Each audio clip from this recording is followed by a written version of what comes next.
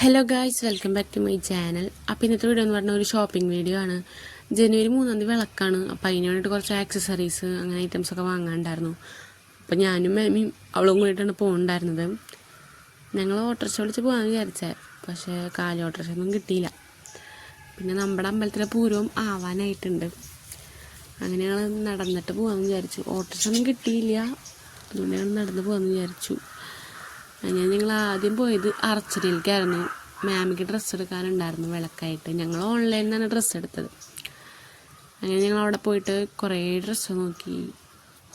അങ്ങനെ ഞങ്ങൾ ഇഷ്ടപ്പെട്ട കുറച്ച് ഡ്രസ്സ് സെലക്ട് ചെയ്ത് വെച്ചിട്ടുണ്ടായിരുന്നു. അങ്ങനെ അതൊക്കെ ട്രയൽ ചെയ്ത് നോക്കിയിട്ടുണ്ടായിരുന്നു.